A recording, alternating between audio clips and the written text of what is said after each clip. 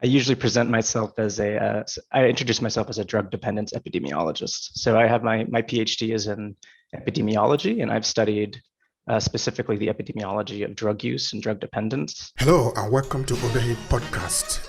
I'm your host, Obehi A14, and I strongly believe that everyone has a story to share. Now let's get started into this episode.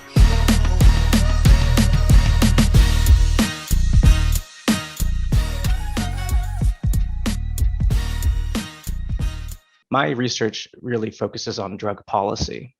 And so how to measure the effects of a drug policy when it's implemented, it's actually a pretty difficult thing to do. So it's a very interesting area of research, both methodologically and substantively. That's very interesting.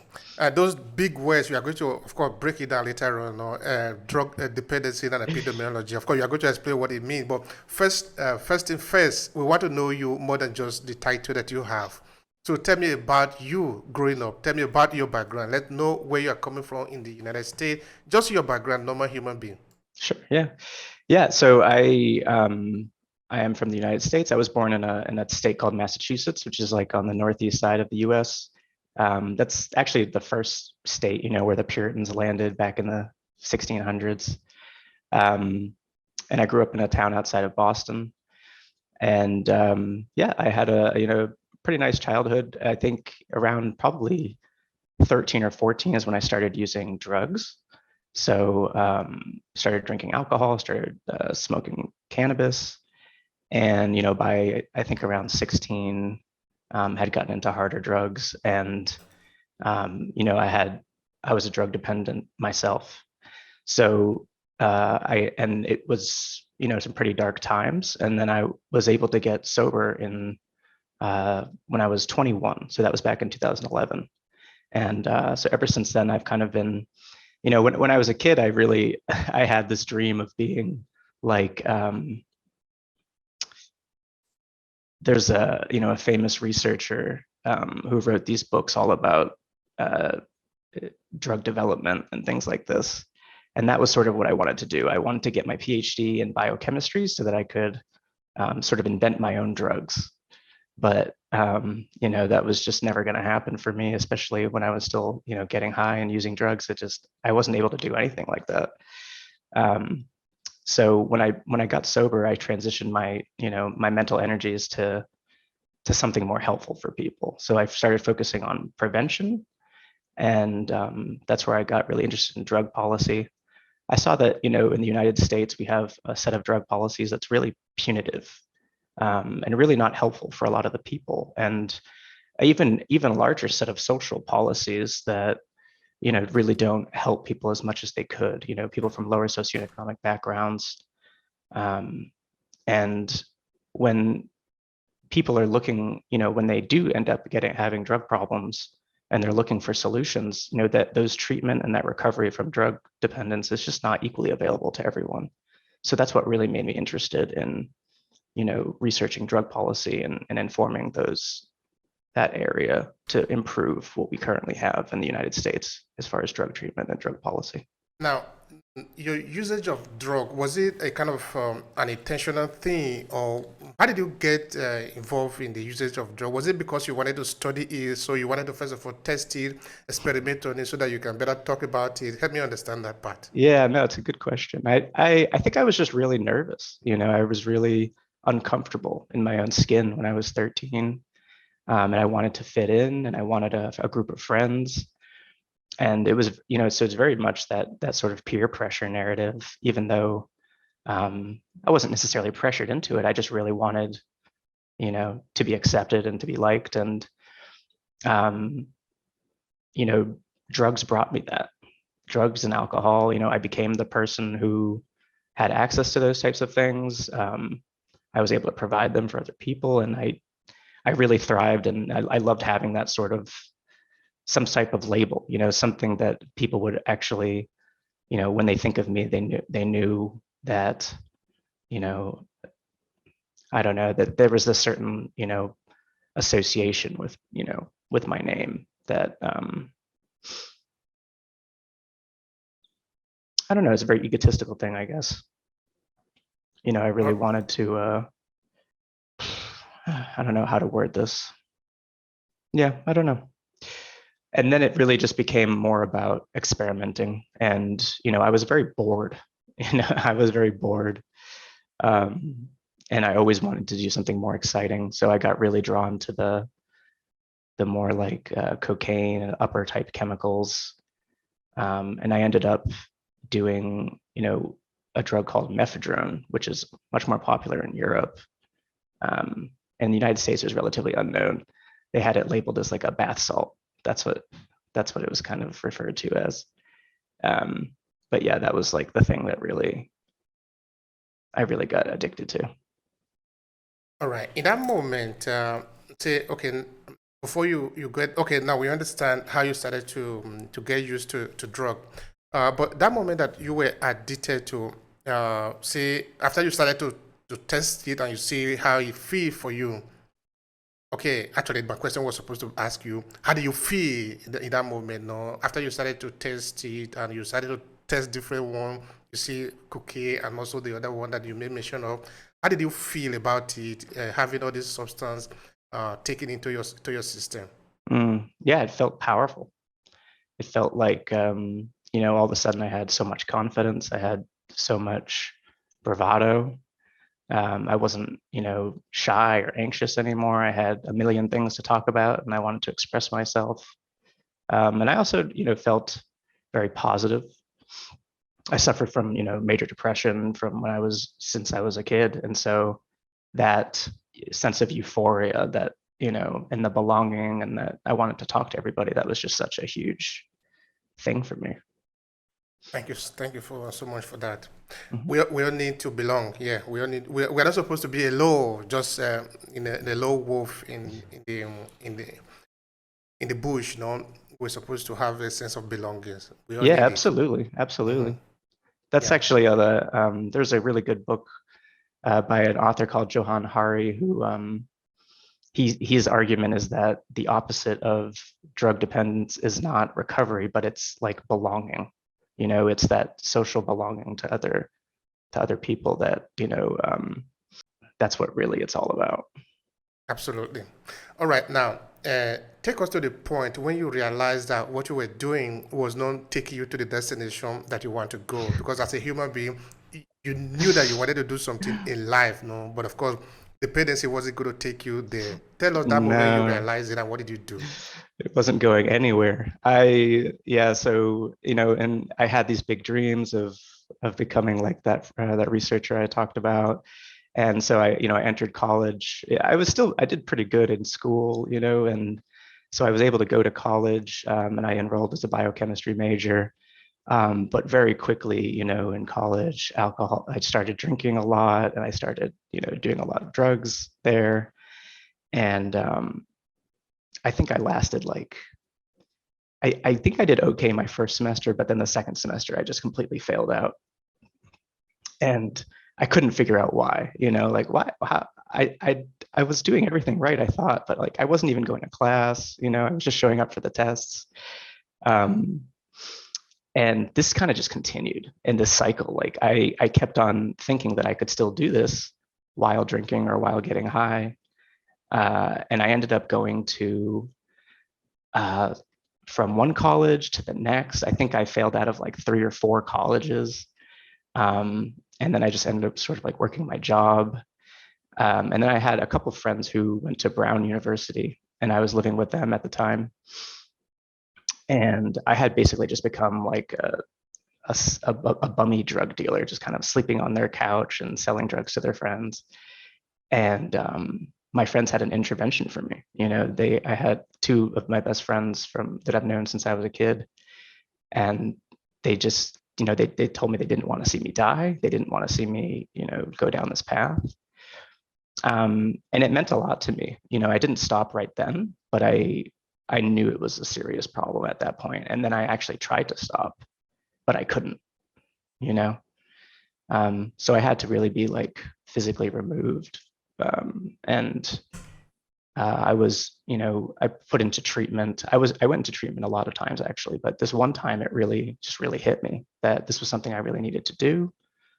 And then they, uh, actually, so what happened was that I kind of was in a treatment facility, and I didn't really have a full intention on getting sober at that point. I really wanted to kind of just continue what I was doing, because I was just so it's just so powerful, and it's so uncomfortable to think about doing anything else. So I was telling the social worker at this treatment facility that I was gonna, my parents would let me back in the house and I could go back to this old job that I had. And that wasn't true. My parents didn't allow me in the house at that point, and I didn't have a job either. But the job that I had got fired from, she had actually, the social worker I was talking to actually used to work at that place, and she knew that, that there was a lot of drug activity going on at that restaurant. And she said, Barrett, I actually used to work at that restaurant, and I don't think that's a good idea for you. And I was just so like in awe that I was just like caught. She just called me on my story, that it wasn't, gonna work. And so I just kind of asked her what I should do then.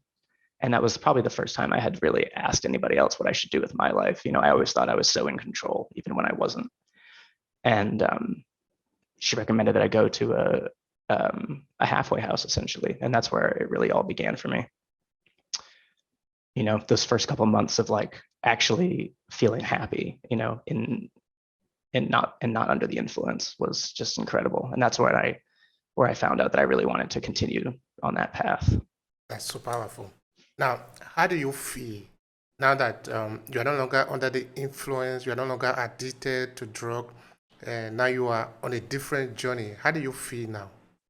Oh, it's incredible.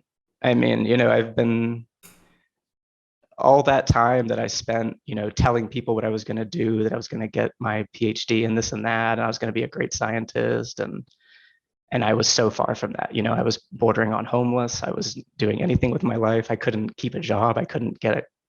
I couldn't pass a class. And now I've really been able to live out those dreams. I was really keeping myself back, So after 6 months or a year of just being able to stay clean and sober, I was able to show up for my family.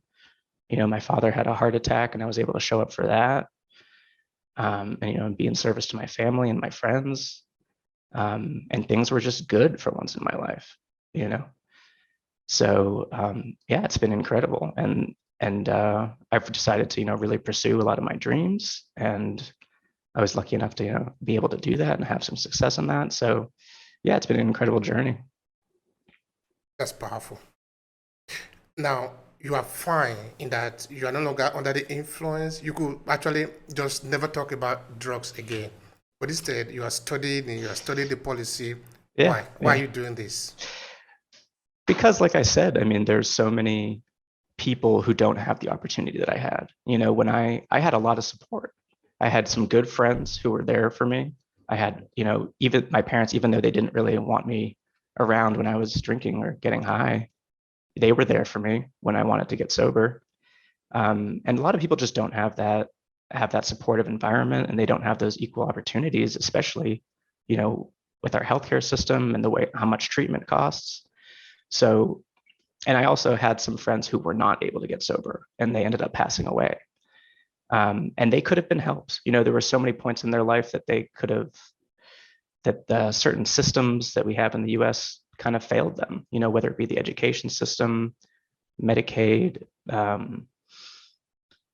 or, housing policies. I mean, a lot of this stuff for lower income people, it really contributed to their problems. It didn't help them. So I thought that there was some systemic problems that we had that really I wanted to be a part of the solution for that, for other people, to be able to give this gift to other people. In recovery, that's like one of our main things, is we always try to help other people get into recovery, and I can do that on a one-to-one basis. But then there's just this entire system, in the United States, that's kind of keeping a lot of people from even being able to get to that point. And that's what I wanted to change in my professional career. That is very important now. Because you see, it's not just like one Joe who just jump into the study of drug because it sound fancy to you, no? It's Yeah. because you have passed through an experience, a very delicate one, in fact. Because, like you said, there are so many people in your situation then who could find a way out. Because I think life is a very funny thing sometimes, and it's a journey that there is no preset for anyone. No? You're going to have to find out yourself. You're going to test it. You're going to experiment. Sometimes you're going to fail, and you're going to fail again and again. Hmm. But how are you going to interpret it? For some individuals, they never understand why they are in the same routine, but some manage to do. Sometimes you do on your own. Sometimes you do through the help of another person. This is why I find the story very fascinating. In that now you understand what has gone wrong. You are helping other persons to also find a way out because this is an obscure part of our life. So that we don't know whether we're even going to see the daylight. We're just in this dark space, just wallowing in the dark, stumbling and falling. And so that life is very funny sometimes. That's funny that Okay, you say that. I say that all the time too. Like, people are typically just nobody really knows how to do what they want to do, or it feels like a lot of humanity is just sort of a bunch of blind people just sort of walking into each other. We really need each other's help, we do, we do. always stumbling around in the dark. Like, yeah, I use that metaphor a lot actually. That's funny that you said that. All right, now let's look at the United States, 2022.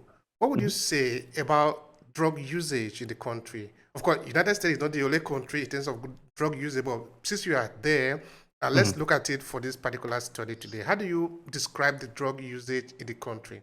Yeah, absolutely. Yeah, I should clarify that. I mean, as a drug dependence epidemiologist, I've only really studied, uh, data from the United States for the most part. Of course, there's drug problems everywhere, but the United States is it's the largest consumer of drugs in the world, and so and we also have a lot of resources for research, and there's a lot of good data as well. So that's what I've chosen to study.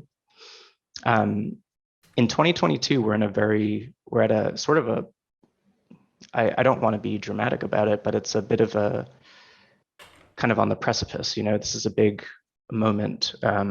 The pandemic had really accelerated drug use for a lot of people, and drinking as well, alcohol use and drug use, tobacco. Um, Everybody was looking for a way to cope, right? Uh, and a lot of people, as before, but even more than ever, kind of turned to drugs. So we have, we're setting records every year for the drug overdose deaths. I believe we're over 90,000 in the most recent numbers.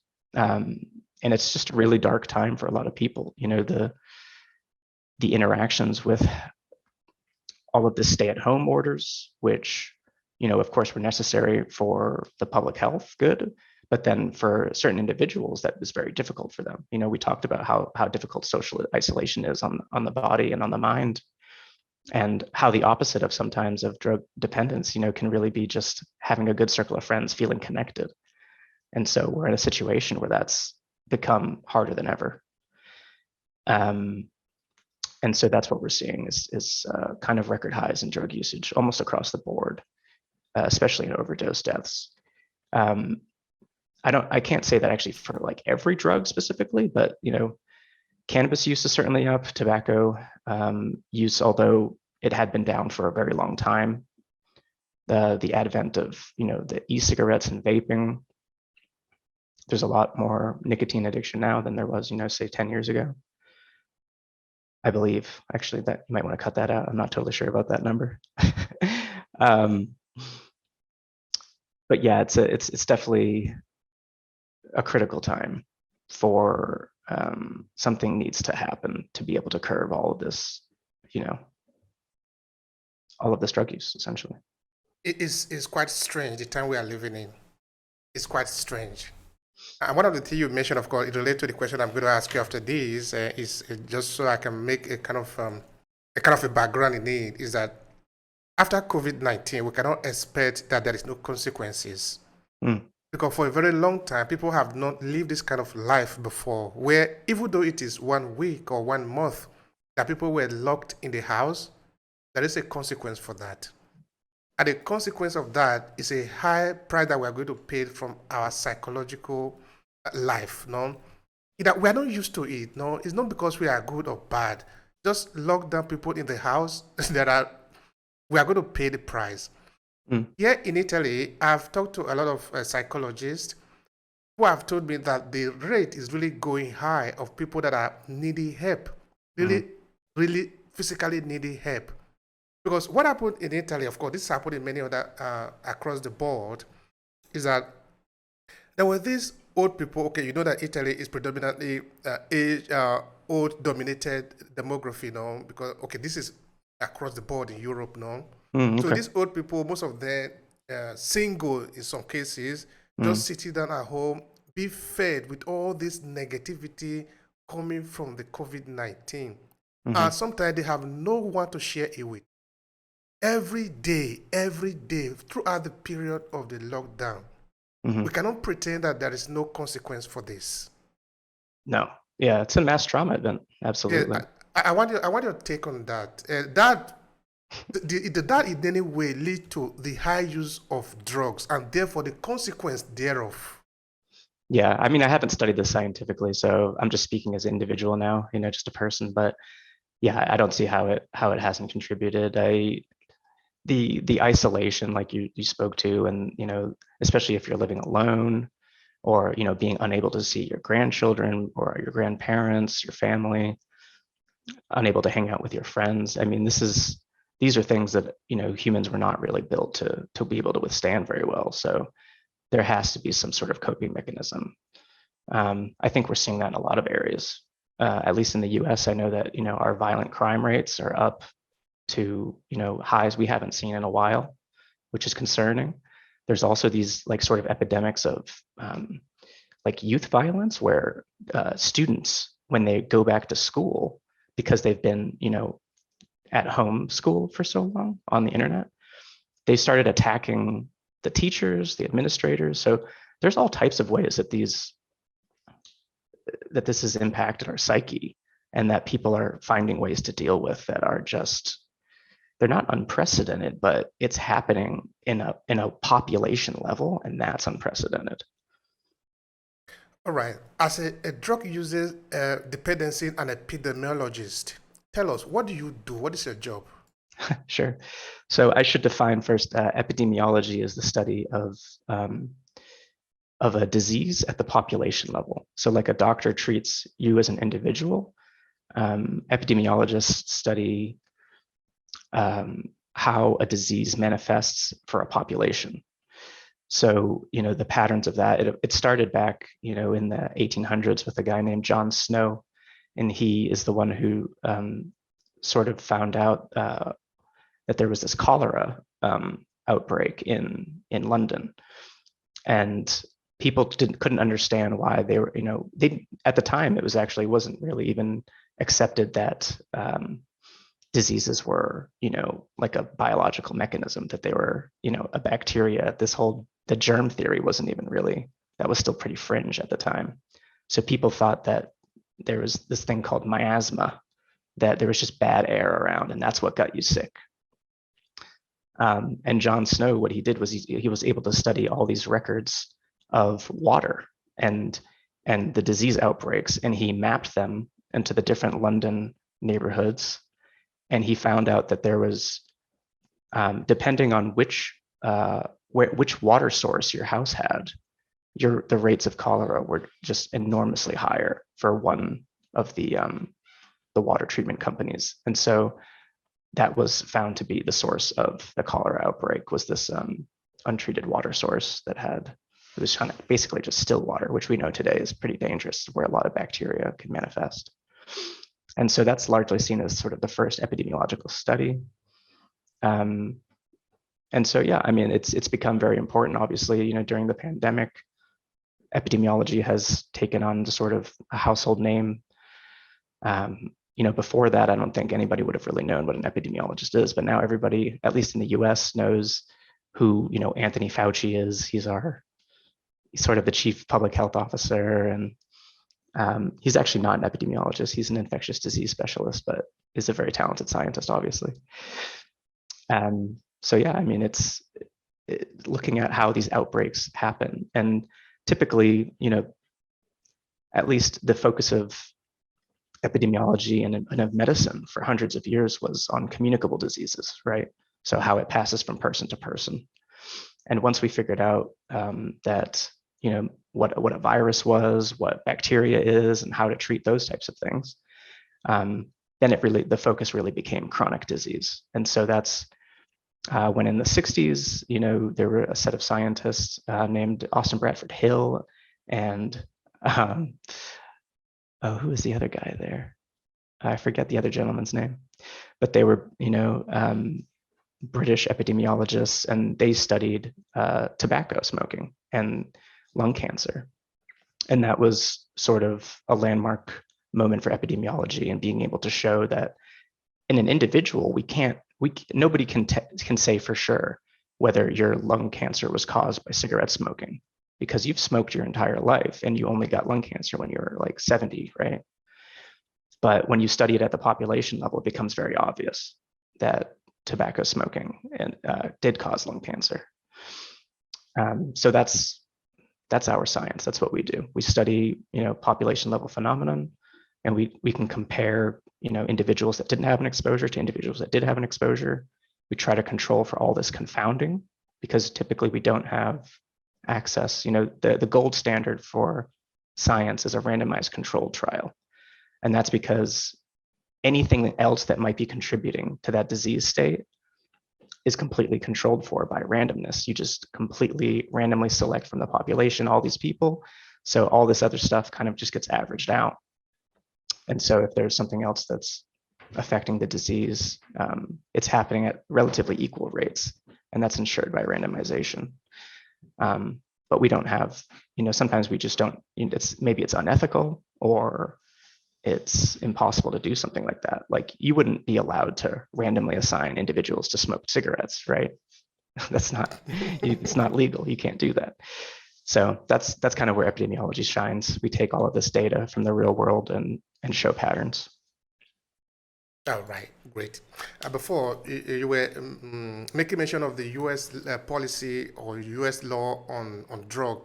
It appeared that you were not particularly happy with it or something like that. In any case, tell me your take on the U.S. Policy on drug uses, as it were. Well, there are a lot of different aspects to it, but in the U.S., I mean, historically, we've been pretty punitive about drug use. There's actually a really interesting history there, and it kind of all goes back to the Opium Wars.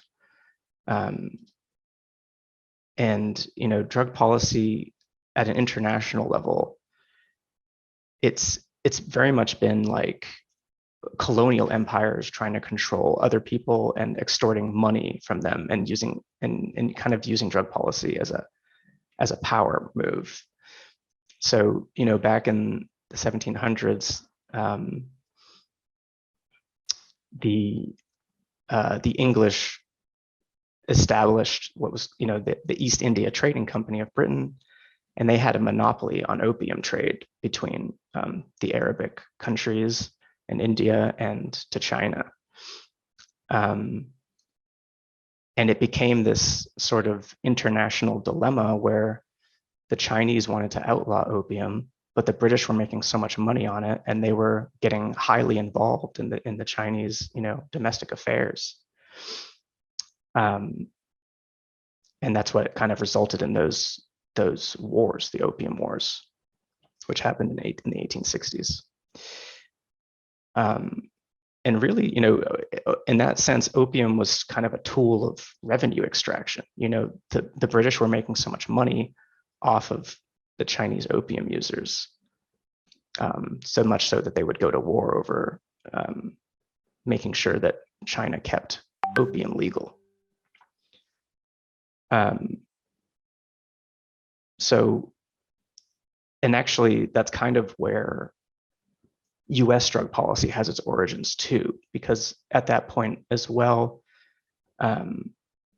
this is actually before drugs were even necessarily illegal. So things like opium, cannabis, cocaine, they were kind of like popular everyday items in American life. You can order them from like magazines. You like write in to a magazine, and they were called patent medicines. And it wasn't until sort of the late 1890s or early 1900s that we had all these, a lot of problems were beginning to occur and really manifest from all the morphine addiction that happened after the Civil War. The US Civil War was the bloodiest war in our history. And a lot of, the people who were hurt in that war, they needed like limbs amputated, and a lot morphine was used a ton to kill the pain. And so that's really where the proliferation of morphine came in the United States. And so some states had decided to ban morphine, but there was no federal policy against opiates at that point. And they saw, the US lawmakers at the time kind of saw this opportunity in global politics, that they saw this thing happening, this struggle between the British and the Chinese governments over the marketing of opium in China. So what was happening in China is that the British companies had been actually marketing opium. So you could imagine this in like modern sense, like imagine if Canadians had this monopoly over the cannabis market, and they were just, there was billboards everywhere of, to buy cannabis. It's just this type of thing. And so this is sort of the origins of this international drug policy thing and international drug control. And so the United States wanted to be like the deal broker between the Chinese and the British to take care of this issue. But then suddenly the Americans realized that they had no law against opium themselves. So they just, kind of put somebody in charge of, what to do about this. And they outlawed opium in 1909 so that they could broker this deal between the British and the Chinese. So it was pretty interesting. Yeah, all right. That's really very interesting. Yeah. So these guys are making a lot of money from the drugs. So at that time, it was not considered illegal, so they could use it. I'm trying to understand. So at that time, it wasn't yet considered illegal, this kind of drugs. Or if we translate that to me today, would those kind of drug be treated legally, or would they be considered illegal in the society? Say maybe the United States society, for example. Yeah, we consider these internationally regulated drugs. So it depends on what country you're in, obviously, but typically just about every society has some method of dealing with these chemicals as like a very special issue. That it's sort of a known fact that certain drugs need to be treated with more care and more policy oversight than others, right? So that would be, tobacco, alcohol, opium, or anything derived from the opioid or opiates like the poppy, which are opiates, and then, cocaine, all of that type of stuff. These are all illegal in the US, except for, well, of course, alcohol and tobacco. But they still find their way into the market, right? Yeah, no, it was legal. This was before any laws had been developed. There was actually a law in the Hammurabi codes. So this is, 500 BC. I forget where Hammurabi ruled, Mesopotamia, kind of that area. That there was all these laws regarding alcohol. But it really wasn't, until the last century or so where this outlawing of all these drugs becomes more common. In your document, which of course you say you have not yet published, you gave me an opportunity to read. You did make mention of a part really where you cited socio-economic and race-related hierarchy in the drug usage. I don't know if you want to expand on that a little bit. Yeah, it's a really fascinating history, and I don't think a lot of people kind of appreciate how much drug policy and racism is really intertwined in um, American society and history. I mean, I think it's kind of intuitive because we have such a big problem right now, with this over incarceration of minority residents. But the history of it is really fascinating, something that people, I think, should know more about. And so we talked about how this, opium smoking and how common that became in China due to the British marketing and how much money that the British were making off of this. Well, in the United States, in the early or the late 19th century, a lot of the Chinese had moved to the west coast of the United States. The labor force that built our railroads was largely Chinese in the American West. And so there became this stereotype of, opium smoking Chinese, but it's a lot more complex than that. Is that with all this new immigration, there was a massive competition for jobs between the working class whites of the American West and the immigrant Chinese. And so there was a political campaign essentially to exclude Chinese immigrants from the labor force in the late 1800s, around 1875, 1880. And that's when this sort of campaign against, Chinese opium dens became a sort of a legal strategy. And a lot of these pictured stereotypes were used to fuel this campaign. And so the earliest opium legislation in the United States was in San Francisco. And it was defined as a Chinese habit, not as a narcotic. And that's really what made people upset at this drug, or that's why they wanted to outlaw the drug, is to sort of punish the Chinese for taking the jobs of local white people. All right. Oh, sorry, Sarah, please go. Oh yeah. So, and I mean, so that's just specific to opium, and but there's a very similar story when it comes to African Americans and cocaine. And so this happened, in early 1900s, where, so like I had talked about earlier, there was these things called patent medicines.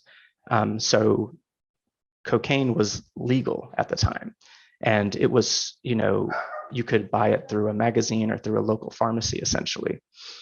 And there became this outpouring of these sort of racially motivated horror stories, talking about Black men using cocaine. Even the New York Times had used terminology like Negro cocaine fiends. And, there was this big, scary story that they were raping white women. This was all sort of a media frenzy that came about.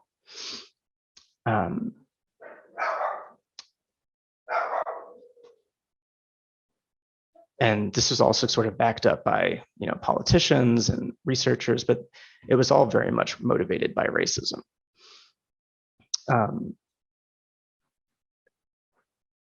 So this kind of was just basically just gossip. I mean, there was no really scientific data to say that anything was really necessarily happening with cocaine with Black people, and really at the time, probably Blacks were some of the least likely to use cocaine.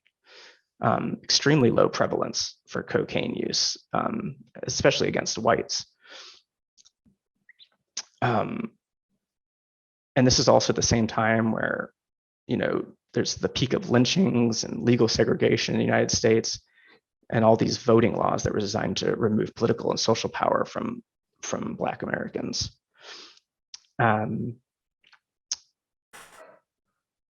Yeah, so it really didn't seem like there was any difference between whites or Blacks using cocaine at the time, but the entire campaign against cocaine was, this image of the crazed Negro that, when somehow the idea that when an African American uses cocaine, they just run amok and commit crimes.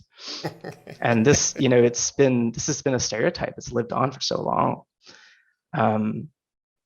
And eventually, so in 1906, there was the first policy in the United States that at the federal level is called the Pure Food and Drug Act. And essentially, especially during liquor prohibition in the 1920s, there was a liquor scarcity. And the Pure Food and Drug Act had basically legalized all these drugs. They just, required them to be taxed. So a lot of the poor Southerners were, turning to cocaine in these cola drinks. And in response to that, there were all these state level laws against cocaine use, and that really created this blueprint of stoking white fear through the news outlets. And it's really sad because, when minorities were becoming overrepresented among drug using groups, the public health community kind of just ignored the evidence at the time. So in that case, looking at what you have showed, of course, based on your study, in the case of cocaine usage, of course, what you have confirmed here, there's actually more white that are using cocaine compared to the black people that are using cocaine. Mm-hmm. But in the media, it appeared as if it is something only for the black people, because if the black people are using cocaine, so the white people are now in danger. So yeah. It's exactly. more like what is also happening here across Europe, no? Is that immigrants sometimes they happen to be in this web of trafficking of drug in European society, and what the European media had reported, it appeared as if these immigrants, as they are coming to Europe, they come with this cocaine to distribute to the people, but it is not true. That is not how the story is. Most of them don't even use the drug to start with, no? So exactly. If the European society in this case, just making a reference to what is also happening here in Europe, is actually infested with this drug usage, it is not because the immigrants are coming. They have nothing to do with the immigrant. It just happened that sometimes this immigrant not having the possibility of taking up a real job, many of them wanting to survive just become target of those who want to distribute drug in the city. So it is not the immigrant that are bringing the drug. The drug is already in the society in this case. So the question I have for you is, why do you think there was this tendency, or there was this necessity to paint an image separate from what is actually real in terms of how much African American were using drug in the United States? Help me with that. I think it's basically just racism and white nationalism, right? That these people are afraid to admit that their own people are like causing this problem. And there is, on the socioeconomic side, they're also competing for jobs, right? That can't be ignored. That's one of the main fears of a lot of, the conservative media, is that immigrants come and they take our jobs, right? That's the narrative there. And so there's already this disdain and xenophobia for immigrants. They look different. They're from other places. They don't have this white culture that, they all kind of adhere to. And so drugs become a convenient a way to paint them as other and as evil, right? I mean, the association with drug use and, bad, and negativity is just massive. This is the same thing happens again and again and again. The same thing happened when, Mexican immigrants to the United States in the 30s. The reason why cannabis was outlawed originally in the United States, it wasn't because anybody cared really about cannabis. White people were barely even using cannabis. They just wanted the lawmakers at the time, especially the Southwestern lawmakers, the ones that border the Mexican states, they wanted Mexicans to stop coming to the United States. So some of them barely even knew what cannabis was. They just knew that it was something that the Mexican farm, the immigrant farm workers were using, in the same way that, white Southerners were drinking alcohol, right, after a day of work. So it made cannabis illegal because they thought that if it was illegal here, then they could either catch some Mexican Americans doing it and then send them back to Mexico, or it would also deter them from coming to the United States in the first place. Almost every drug policy in the United States has some sort of racist history to it. It's pretty amazing. Of race and racism sometimes, though it have never been argument that I really was fascinating about, but here in this podcast we do look into it. Sometimes we look into it in more detail. But today we're not going to talk much about racism. Now let's look at the people who have who you are concerned about, people who are using drug, who maybe need help, no? Because like you, if you didn't have any help, your case was going to be different, and you would not be here talking to me today. So I want to believe that you are concerned with these people who the society have maybe abandoned, who are in need of a friend, who need people to talk to them so that they can stop condemning themselves. Because by continuing in this line, many of them are going to end bad. So first of all, I want to understand from you, what kind of law do you think should be in place to help people so that they don't start using drug in an abusive way to start with? Mm-hmm. Then of course we're going to look at some other area. I think it starts, with a lot more basic things like secure housing and secure income. If people, aren't really secure in their basic needs, it becomes a massive problem. And, especially for their children, there's lots of trauma there. So, having better housing policies and better healthcare policies would be huge. When you get down to like what specific laws, I mean, there's just so many things that are, there are so many different ways in which this could happen, right? So I think, maybe a lot of the, incentives to like build more housing, especially for lower income people, could be important. And then, some more, better Medicaid or healthcare insurance, and so financial support for things like therapy, all those preventative care for mental health treatments, those types of things we know work. And then on the treatment side of things, you mentioned, people who need a friend. There's kind of a new movement in the United States with what's called peer recovery support.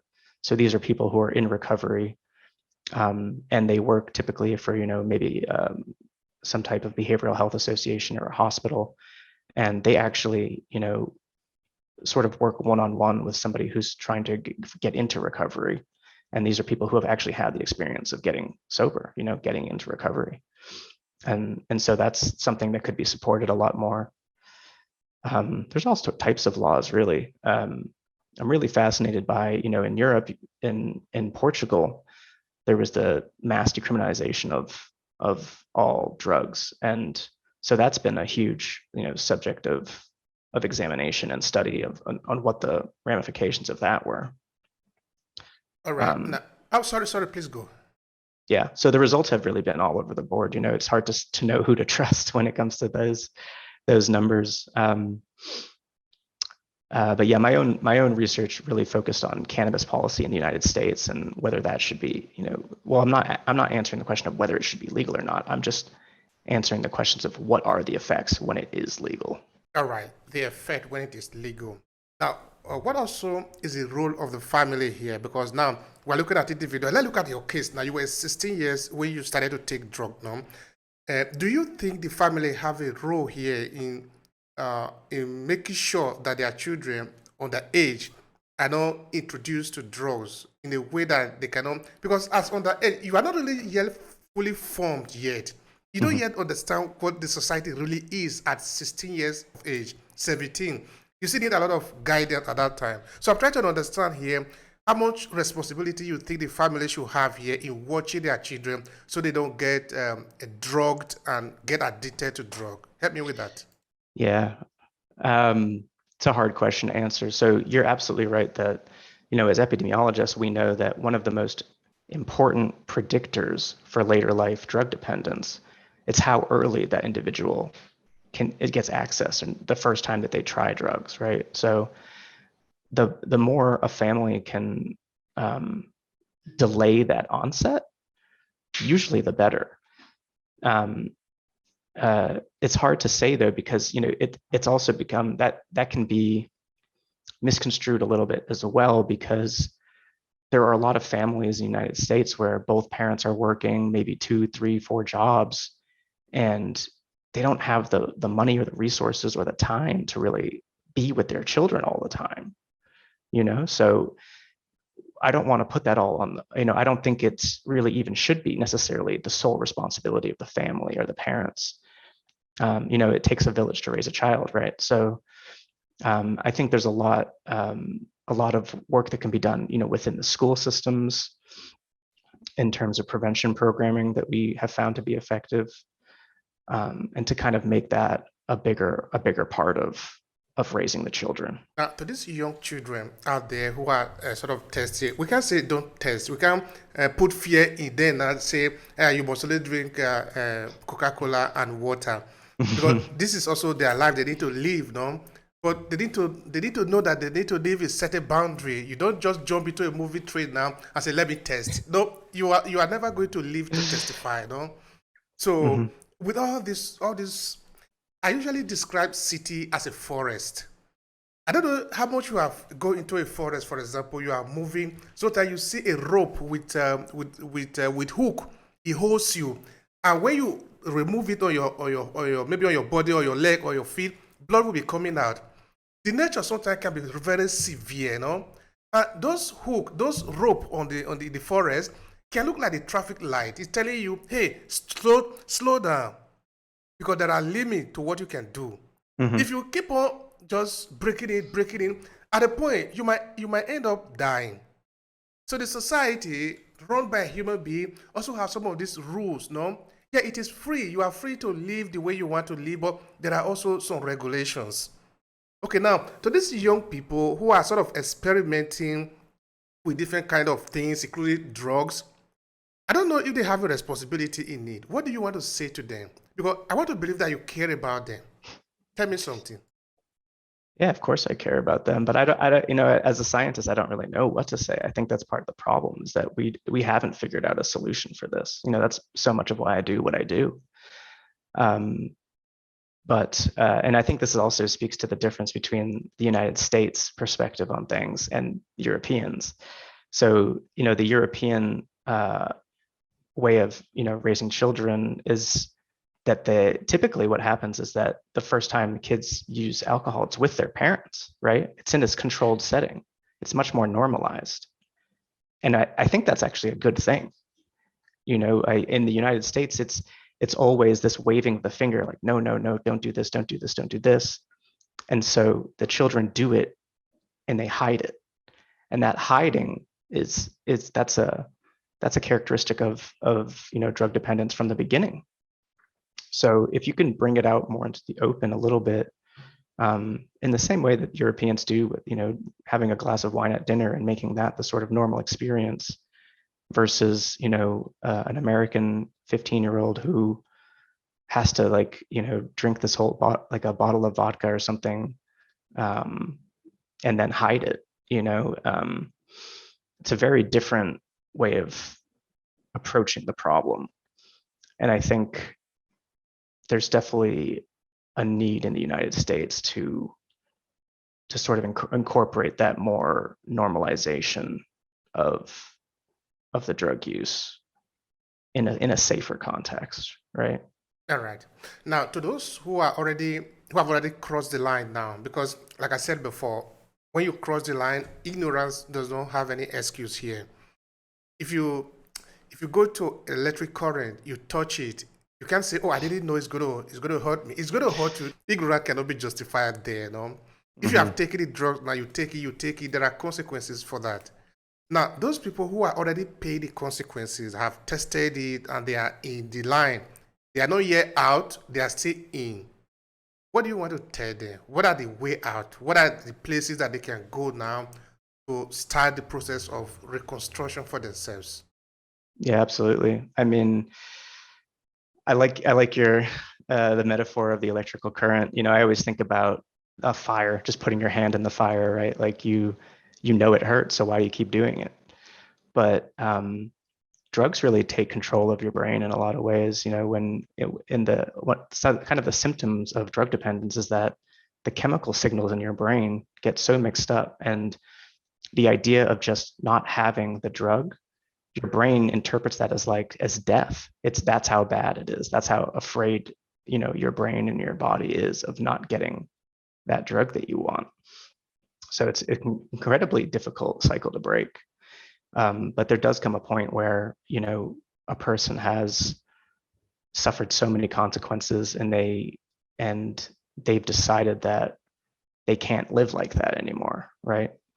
And they're lucky to even make it to be that, to get to that stage, because a lot of people do die before they even get to that point. But there's absolutely treatment options available in the United States. I mean, we have tons of treatment facilities, and I think my primary message would just be to reach out and get help through whatever means you can. Is there another thing else you would like to say to conclude the conversation? Because it really have been very interesting. It can even be a message to people who are using drugs. It can even be a thanks to people who have rescued you. I don't know, anything you want to say to conclude. Maybe there's something you wanted to say I didn't ask you. Please go ahead. Sure. Yeah, I think just the power of the social connections that we've already talked about, and that if you have a friend or a loved one who's suffering in their drug use, I mean, just reach out and just love these people for who they are, because they're human beings and they're suffering just like all of us are suffering in our little own ways. And it is possible to get recovered, to find recovery, and to get a better way of life. But sometimes it requires accepting the help of others. So we have to help each other. Thank you so much. I love that so much. We need to help each other. We are here for each other. Yeah, thank absolutely. you so much. I appreciate it. Yeah, thank you, Obehi. If you enjoy this podcast, make sure you subscribe so you never miss any of our future episodes. Rate and review Obehi podcast and share with your friends who might need it. I remain Obehi Ewanfo. Thank you so much for listening, and talk to you in the next episode.